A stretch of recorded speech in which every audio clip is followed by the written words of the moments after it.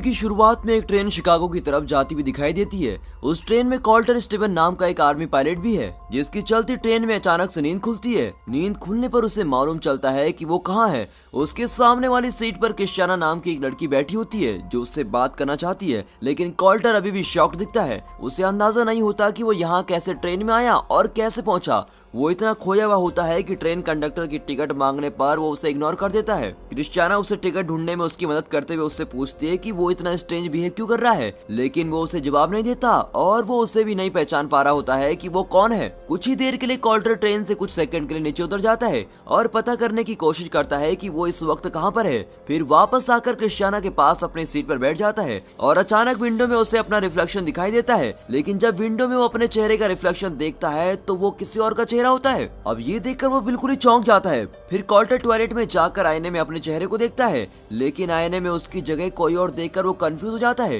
तभी वो अपने जेब से वॉलेट निकालकर अपनी आईडी से अपने फेस को मैच करने की कोशिश करता है, लेकिन फोटो और मिरर में दो अलग अलग लोग दिखते हैं। क्रिस्टियाना टॉयलेट के बाहर उसका वेट कर रही होती है। वो उसे जानने की कोशिश करता है कि सीन फेंटेस आखिर कौन है। तभी ट्रेन में एक जोरों का बॉम्ब ब्लास्ट होता है। अब अगले सीन में कॉल्टर की नींद फिर खुलती हुई दिखाई देती है। अब की बार वो अपने आप को एक नई जगह पर पाता है। तभी उसे फिर से एक महिला की आवाज सुनाई पड़ती है। वो उसे बता रही होती है कि वो इस वक्त कहाँ पर है और उसे कुछ क्वेश्चन पूछती है, लेकिन कॉल्टर उसका जवाब नहीं देता। वो अभी भी कंफ्यूज है कि वो कहाँ है और क्यों है। तभी कॉल्टर को सामने मॉनिटर पर एक महिला दिखाई पड़ती है जो उसे लगातार इंस्ट्रक्शन दे रही होती है। कॉल्टर उससे पूछता है कि वो कौन है। वो उसको बताती है कि वो उसकी मेमोरी को रिबिल्ड करने का प्रोसीजर कर रहे हैं। फिर उसे वो सामने मॉनिटर पे ताश के पत्ते दिखाकर कुछ एक्सरसाइज करवाना चाहती है, लेकिन कॉल्टर अपनी सीट से उतर जाना चाहता है, लेकिन मॉनिटर पर महिला लगातार उसे इंस्ट्रक्ट करते हुए एक्सरसाइज करवाना जारी रखती है। तभी मॉनिटर पर कुछ देर के लिए डॉक्टर रूटलेज कुछ करते हुए दिखाई देते हैं। तभी कॉल्टर अपने फादर से बात करने की इच्छा बताता है, लेकिन मॉनिटर पर महिला उसे लगातार ट्रेन में बॉम्ब के बारे में पूछताछ करती रहती है। उसे तभी मालूम होता है कि ट्रेन में क्रिस्टियाना ने उसे किसी और नाम से बुलाया था और उसे कोई अंदाजा नहीं है कि ट्रेन में बॉम्ब ब्लास्ट किसने और क्यों किया है। तभी मॉनिटर पर उसे फिर से ट्रेन की घटना को याद करने के लिए कहा जाता है। कॉल्टर दिमाग पर काफी जोर डालते हुए ट्रेन के सारे इंसिडेंट को याद करने की कोशिश करता है। अब रिवाइंड में वो जाकर याद करता है तो वो पाता है कि ट्रेन में वो क्रिस्टियाना के पास बैठा था। वो उससे बात कर रही है। वो उसे बता रही है कि वो उसे काफी देर से नोटिस कर रही है। तभी एक महिला सामने से उसके शू पर कोल्ड ड्रिंक गिरा देती है। कॉल्टर क्रिस्टियाना को बताता है कि ये तो वही ट्रेन है पर कितनी अलग है। तभी वो अपने वॉच में रियल टाइम एडजस्ट करता है ताकि सारे इंसिडेंट्स रियल टाइम में रियलिस्टिक दिखाई दें। फिर वो काफी उत्तेजना और जोश से भरा दिखाई पड़ता है। वो ट्रेन में बॉम्बर का पता लगाना चाहता है। तभी एक को पैसेंजर ट्रेन की डिलेड होने की बात करता है तो वो कूदकर अपनी सीट से उसकी सीट पर जाकर पहुंचता है। को पैसेंजर कॉल्टर के इस रवैये से घबरा जाता है। तभी क्रिस्टियाना उसे बताती है कि कॉल्टर एक कॉमेडियन है और उसे ऐसे मजाक करने की आदत है। फिर कॉल्टर वहां से उठकर ट्रेन में बॉम्ब की तलाश में ढूंढता फिरता दिखता है। तभी उसे एक स्टूडेंट ट्रेन से उतरकर किसी को वॉलेट लौटाते हुए दिखाई देता है। कॉल्टर फिर से दिमाग पर जोर डालकर सोचता है कि ट्रेन में ब्लास्ट किस तरह हुआ था।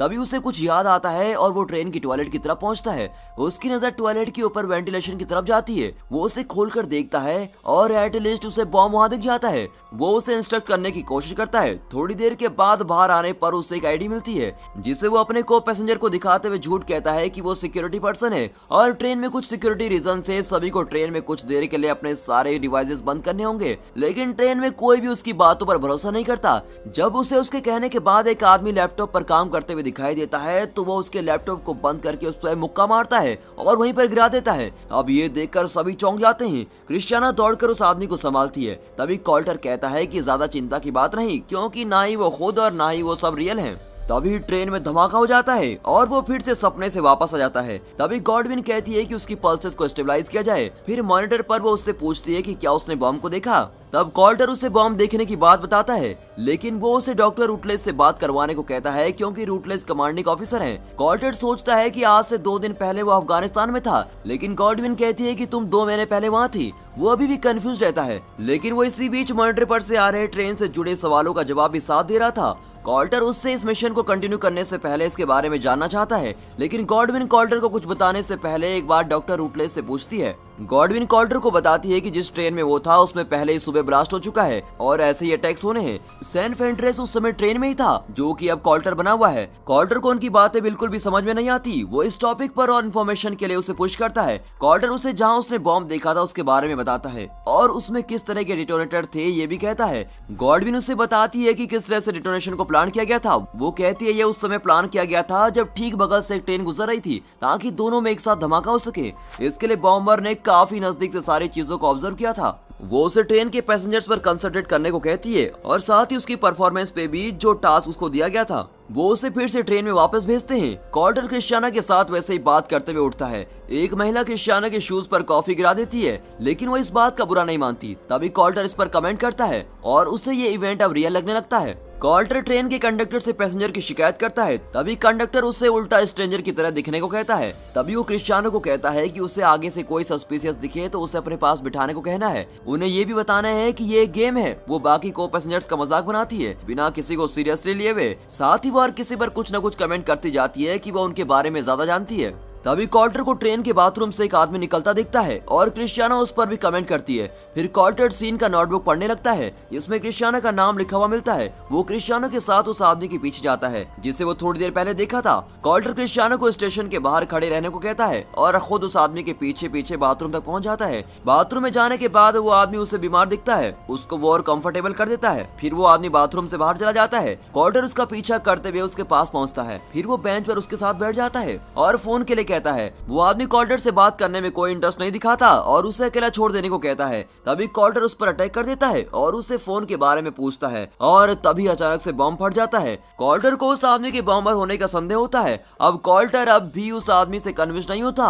वो आदमी कॉल्टर को रेलवे ट्रैक पर धकेल देता है और तभी अचानक से ट्रेन आती है और कॉल्टर खत्म। उसकी नींद फिर से एक नई जगह पर खुलती है। उस जगह काफी ठंड होती है। गुडविन के साथ काम करने वाला एक आदमी उसे इस घटना के बारे में बताता है। तभी वो गुडविन के साथ डॉक्टर रूटलेज के पास पहुंचते हैं। वो बताते हैं कि आज तक किसी के साथ ऐसी घटना अब तक नहीं हुई है। वो उन्हें कॉल्टर को लगातार सिग्नल भेजने रहने को कहता है और उस पर नजर रखने को भी। उसी बीच कॉल्टर को टूल किट मिलती है और टूल किट की मदद से वो पावर सप्लाई ऑन करता है। उससे मॉनिटर पर कुछ आवाजें सुनाई देती है। उधर कंप्यूटर पर गॉडविन की जगह रूटलेज दिखाई पड़ता है और कॉल्टर गॉडविन द्वारा भेजे गए पैसेज को देखता है और उसे कॉल करने की कोशिश करता है। डॉक्टर रूटलेज उससे बातचीत में बताता है कि उन्होंने एक चीज इन्वेंटेड की है जिसके अंदर वो है। अभी वो एक मिशन पर है। उधर कॉल्टर ट्रेन की पैसेंजर की जान बचाने की बात करता है। तभी गॉडविन उसे समझाती है कि ट्रेन में पैसेंजर्स की जान बचाना हमारा मिशन नहीं है। कॉल्टर अपने सर्वाइव के बारे में पूछता है तो रूटलेज उसे बताता है कि वो सिर्फ सोर्स कोड में सर्वाइव कर सकता है। कॉल्टर को उनकी ये बात बिल्कुल भी समझ नहीं आती और वो इसका मतलब उससे पूछता है।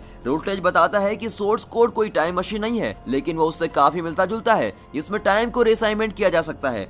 वो उससे घटना की जगह पर जा सकता है और उससे पैरेलल रियलिटी के तौर पर रिपोर्ट कर सकता है सैन फेंट्रेस की नजरों से जिससे उसको लिंक किया गया है। कॉल्टर गॉडविन को बताता है कि वो किसी की जान बचाना चाहता है। वो उसका नाम पूछती है और ऑनलाइन उसे ढूंढती है। तभी वो कॉल्टर को बताती है कि उस सुबह क्रिस्टियाना की भी मौत ट्रेन में हो गई थी। उसे अभी भी इन घटनाओं के बारे में कुछ ठीक से समझ नहीं आता लेकिन वो कॉल्टर को फिर से ट्रेन में भेजने के लिए राजी हो जाते हैं क्योंकि शिकागो के सेंटर में दूसरे अटैक होने की संभावना होती है। उन्हें इस बात का अंदाजा होता है कि इस बार बॉम्बर ने गंदी तरीके से पूरे शहर को तबाह करने का प्लान बनाया है। आर्मी चाहती है कि अगर वो ट्रेन के बॉम्बर को पता लगा ले तो इससे शहर में होने वाले ब्लास्ट को रोका जा सकता है। कॉल्टर के जाने से पहले गॉडविन उसे ट्रेन में हैंडगन की बात कहती है और उसे इस मिशन के लिए हर फोर्स के लिए जिसकी जरूरत है ऑथराइज करती है।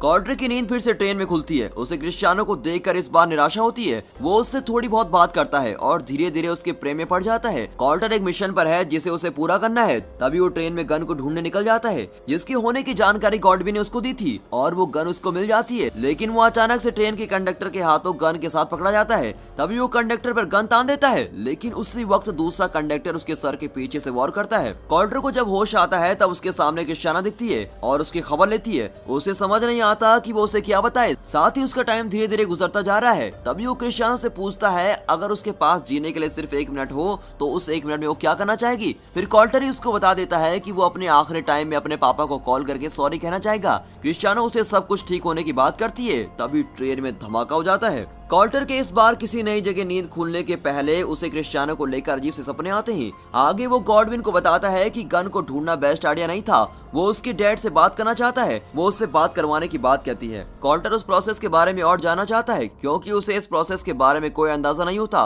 वो थोड़ा हटकर उसे दिखाती है कि उसे कहाँ रखा गया है और कहती है कि सोर्स कोड के बारे में ज्यादा बताने की मनाही है। गॉडविन और अधिक अपना टाइम खराब नहीं करना चाहती और उससे कहती है कि वो इस मिशन में अच्छा कर रहा है और उसे फिर से ट्रेन में और इन्फॉर्मेशन के लिए वापस भेज देती है। कॉल्टर फिर से ट्रेन में आ जाता है। वो याद करके मिलिट्री बैच ड्रॉ करने की कोशिश करता है जिसे गॉडविन ने दिखाया था। तभी वहाँ क्रिस्टियाना आ जाती है। कॉल्टर उससे अपने एक फ्रेंड की बात करता है जो अफगानिस्तान में कहीं खो गया है। वो उसे उसका नाम बताकर ढूंढने को कहता है। तभी अचानक एक आदमी को फोन पर बात करता देख वो चौकन्ना हो जाता है। वो उसके पास जाकर उसकी बैग की तलाशी लेना शुरू कर देता है। फिर वो नोटिस करता है कि एक महिला के पास आर्मी मेडिकल सेंटर का बैग है जिससे वो बात करने ऊपर पहुंचता है। वो उसके बैग में ड्रा बैच की लेटर के बारे में पूछता है। वो उसे बताती है कि ए का मतलब एयरफोर्स और एन का मतलब नेलिस है। कॉल्टर उस महिला से उसका फोन लेकर नेलिस एयरफोर्स बेस में फोन लगाता है। वो डॉक्टर रूटलेज के बारे में पूछता है और उन्हें अपनी जानकारी देते हुए कहता है कि उन तक मैसेज पहुंचा दिया जाए कि कैप्टन कॉल्टर स्टीवंस उनसे बात करना चाहते हैं। क्रिस्टियाना उसे ढूंढती भी मिलती है और उसे बताती है कि जिस अफगानिस्तान के फ्रेंड की उसे तलाश थी वो किसी एक्शन में 2 महीने पहले मर गया था। अचानक कॉल्टर अफगानिस्तान की यादों में खो जाता है। उसे गॉडविन की आवाज फिर से सुनाई देती है जो उसे मेनोमिक एक्सरसाइज करवा रही है। जब उसकी आंख फिर से नई जगह खुलती है तो वो गॉडविन से पूछता है कि क्या वो मर गया। वो उसे बताती है कि उसने ऑनलाइन एक आर्टिकल देखा जिसमें उसके फादर उसके डेथ के बारे में मेडल लेते हुए दिख रहे हैं। तब गॉडविन उसे बताती है कि उसे इस वक्त सिर्फ ट्रेन पर फोकस करना चाहिए, बाकी सारी बातें इस वक्त इरेलेवेंट है। कॉल्टर उससे फिर से सच्चाई जानना चाहता है। अब गॉडविन उसे बताती है कि उसका ब्रेन का पार्ट अभी भी एक्टिव है लेकिन बॉडी अभी मैनिफेस्टेशन कर रही है। कॉल्टर उससे कहता है कि वो इमेजिन कर रहा है कि वो किसी कैप्सूल नुमा जगह पर है जहाँ बाकी चीजें उससे काफी दूर हैं। वो उससे कहती है कि कैप्सूल भी मैनिफेस्टेशन का पार्ट है और उसे अभी ये नहीं बताती कि उसकी एक्चुअल बॉडी कहाँ रखी गई है। रूटलेज उन दोनों को रोकते हुए कहता है कि उसे फिर से वापस ट्रेन में जाना होगा जिससे वो आगे के अटैक को रोक सके। कॉल्टर अब भी सोर्स कोड के काम करने के तरीके से नाखुश दिखाई देता है और रूटलेज को कहता है कि उसने उसे ट्रेन से कॉल किया था। डॉक्टर रूटलेज कहता है कि उसने वैसा कॉल कोई भी रिसीव नहीं किया और अगर ऐसा कॉल आया भी होगा तो वो कोई दूसरी रियलिटी में हो सकती है। कॉल्टर को डॉक्टर का ये आंसर कन्विंसिंग नहीं लगता। तब डॉक्टर उसे बताता है कि ये प्रोजेक्ट उन्हें मिलिट्री कोर्ट ने सैंक्शन किया है। आगे वो उससे ये बात कहता है कि इस टास्क के लिए काफी दूसरे सोल्जर के पास भी अपॉर्चुनिटी थी क्योंकि वो अपनी कंट्री को बचाने के लिए अपनी जान भी लगा सकते हैं लेकिन उसके लिए सिर्फ उसे चुना गया है। कॉल्टर उसकी बात को काटते हुए कहता है कि किसी एक भी सोल्जर की सर्विस में जान जाना उतने ही मायने रखती है जितने कई सोल्जर की जान के बराबर। रूटलेज उससे प्रॉमिस करता है कि अगर वो इस मिशन को पूरा करता है तो उसे मरने नहीं देगा। अब ट्रेन में फिर से भेजने से पहले रूटलेज उससे कहता है कि 2 मिलियन अमेरिकन की जिंदगी इस मिशन के कारण दांव पर लगी है। अगर उसे खुद की जिंदगी की परवाह नहीं है तो कम से कम इन सब के बारे में तो सोचे। फिर रूटलेज बिना किसी ब्रेक या रेस्ट के कॉल्टर को फिर से ट्रेन में भेजने की तैयारी कर रहा है। वो सोल्जर कॉल्टर से कहता है कि वो जब तक बॉम्ब न मिल जाए उसका पता करते रहे। कॉल्टर ऐसा करने से मना करता है लेकिन रूटलेज उससे मैनिपुलेट करता है। वो उसके फादर का उसके मरने के बाद एक दिया हुआ इंटरव्यू प्ले करते हैं जिसमें वो अपने फादर को कहते हुए सुनता है कि वो दोनों एक दूसरे को कभी नहीं समझ पाए। अब कॉल्टर फिर से ट्रेन में जाते ही सीधा बॉम्ब और गन्स की तलाश करना शुरू कर देता है। वो बॉम्ब से डिटोनेटर फोन निकालकर सीधे उस नंबर पर कॉल करता है जो नंबर वहां फ्लैश कर रहा था। दूसरी तरफ ट्रेन से कोई दूसरा आदमी उसके कॉल को जवाब देता है। वो उसे टर्न करने को कहता है लेकिन वो आदमी उसके सामने ही नजर आ जाता है। कॉल्टर उसके बगल में बैठकर गन उसके ऊपर रखकर उसे डराता है और आदमी कसम खाते हुए कहता है कि वो अपनी वाइफ से कॉल पर बात कर रहा था। तभी ट्रेन कंपार्टमेंट में कोई दूसरे फोन की घंटी बजती है और वो उससे इसके लिए माफी मांगता है। फोन की घंटी की आवाज बाहर से आ रही होती है। वो उस आवाज को फॉलो करते हुए उसके पीछे जाता है। वो वहाँ एक वैलेट देखता है जो डेरेक फ्रॉस्ट नाम के एक आदमी का होता है और तभी ट्रेन का दरवाजा बंद हो जाता है। वो ट्रेन को रोकने के लिए इमरजेंसी हैंडल दबाता है ताकि वो उस आदमी का पीछा कर सके। कॉल्टर उस आदमी को एक व्हाइट वैन में जाते हुए देखता है और उसका पीछा करने लग जाता है। वो डेरेक को फोन दिखाता है लेकिन वो जताता है कि उसे इसके बारे में कुछ भी नहीं पता। कॉल्टर को पता चल जाता है कि दूसरा बॉम्ब वैन के अंदर ही है। वो बॉम्ब का इन्फेक्शन करता है और उसे नेक्स्ट टारगेट के बारे में पूछता है। तभी उसे कैथरीन आते हुए दिखती है। इस बीच डेरेक उन दोनों पर गोली चला देता है और गोली लगने के बाद कॉल्टर अब भी जिंदा है। फिर डेरेक उसे बताता है कि आखिर उसने ऐसा किया क्यों। वो अपने एक्सप्लेनेशन में कॉल्टर को बताता है कि पूरी दुनिया नरक बन चुकी है इसीलिए इसे फिर से रिबिल्ड करने की जरूरत है। इसीलिए दुनिया को रिबिल्ड करने के लिए तबाह करना जरूरी है। डेरेक उन दोनों को वहीं छोड़कर वैन लेकर चला जाता है और तभी ट्रेन में धमाका होता हुआ दिखाई देता है। कॉल्टर फिर से कैप्सूल के अंदर है। अब उससे इमेजेस पहले से काफी क्लियर दिखाई दे रही होती हैं। वापस आते ही वो सबसे पहले गॉडविन और रूटलेज को बॉम्बर और वैन के बारे में बताता है। वो उन्हें बताता है कि दूसरा बॉम्ब रेडियो एक्टिव है। रूटलेज और गॉडविन उसे इस मिशन के लिए कांग्रेचुलेट करते हैं और उसे इस मिशन की पूरी होने की जानकारी देते हैं। उन्हें अलविदा कहने से पहले कॉल्टर कहता है कि मुझे एक बार दोबारा उस ट्रेन में भेज दीजिए और लोगों की जान बचाने के लिए कहता है। इसी बीच दिखाते हैं कि डेरेक फ्रॉस्ट को आर्मी बॉम्ब ब्लास्ट से पहले अरेस्ट कर लेती है और रूटलेज को अपने सीनियर से शाबाशी मिलती है। गॉडविन इसी बीच कॉल्टर से पहले पैरेलल रियलिटी और लोगों के डिफरेंट वर्जन के बारे में बात करती है। गॉडविन उसे एक्सप्लेन करती है कि क्यों वो ट्रेन के लोगों के बारे में इमेजिन करता रहता है जो ट्रेन में मारे गए हैं। वो उसे बताती है कि वो पास्ट को चेंज नहीं कर सकता, लेकिन कॉल्टर उससे इंसिस्ट करता है। कॉल्टर उसे वापस भेजने को कहता है जिससे वो पास्ट में जाकर बॉम्ब को डिफ्यूज कर पाए, लेकिन गॉडविन इसे अप्रूव करे या ना करे ये डिसाइड नहीं कर पा रही। कॉल्टर उससे क्रिस्टियानो के बारे में बताता है और वो उसको बचाना चाहता है। गॉडविन उसे बेस्ट विशेस देते हुए गुड बाय करती है। अब कॉल्टर आखिरी बार फिर से ट्रेन में वापस आता है। वो क्रिस्टियानो से कॉफी डेट के लिए पूछता है, फिर वो उससे कुछ टाइम मांगता है जिससे वो इस बीच दुनिया को बचा पाए और वो सीधे बॉम्ब के पास जाता है और उसका फर्स्ट और सेकंड डिटोनेटर निकाल देता है। फिर वो डायरेक्ट के बगल से गुजरता है और कंडक्टर का हैंडकफ निकाल लेता है। इधर सोर्स कोड एक्टिव रहने के कारण रूटलेज को अपने सीनियर से अच्छी रिव्यू मिलती है। तभी गॉडविन उसके कैबिन में आती है। वो उसे कॉल्टर की मेमोरी वाइप करने और उसे नए सोर्स कोड के लिए रेडी करने को कहता है। वहीं ट्रेन में कॉल्टर डेरेक को ट्रेन से उतरने नहीं देता और उसे वहीं बांध देता है। वो उसे फोन दिखाता है और पुलिस को बुलाकर उसके और वैन के अंदर के रेडियो एक्टिव बॉम्ब के बारे में सारी जानकारी देता है। कॉल्टर उसका फोन लेकर उसे वहीं छोड़कर चला जाता है। वो उसके फोन से गॉडविन को ईमेल भेजता है, फिर अपने डैड को कॉल लगाता है